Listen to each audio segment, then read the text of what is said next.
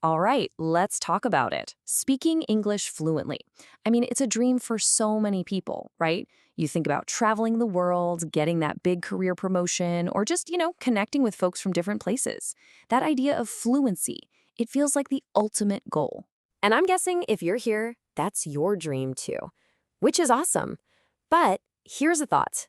What if the road to getting there is totally different from what you've always been told?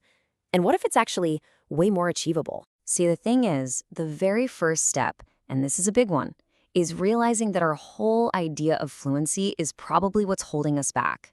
It's a trap. So before we even touch on the how-to, we've got to bust some myths. Okay, so first things first. Let's talk about what fluency is not.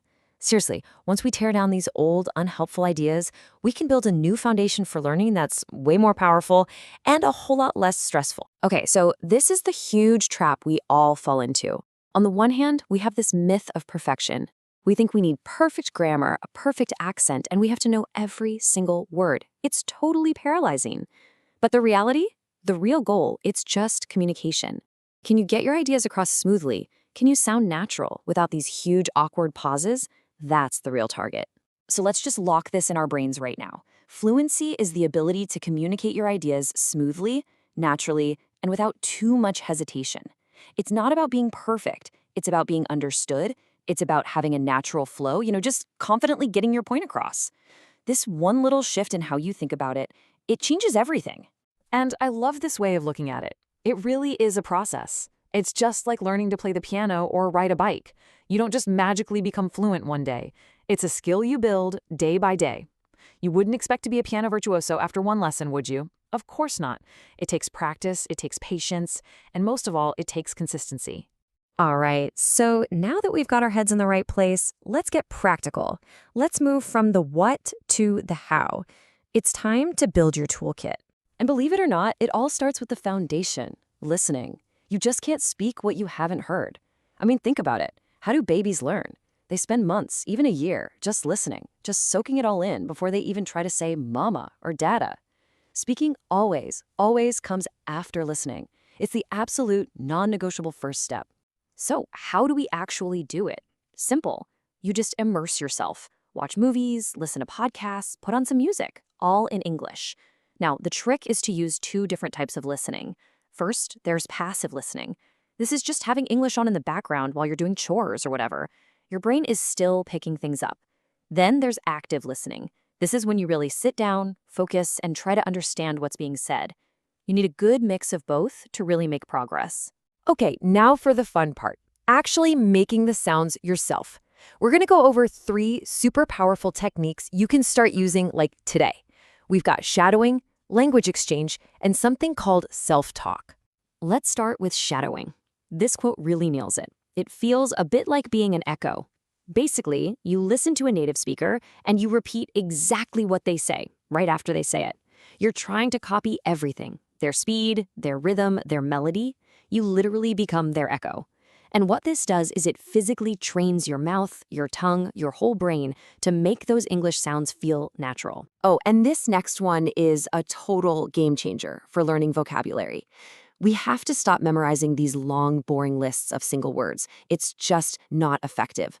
What you want to do is learn words in chunks, in phrases, the way people actually use them. So, for example, don't just memorize the word decision. Instead, learn the whole chunk, make a decision. Trust me, this will make your English sound so much more natural and smooth.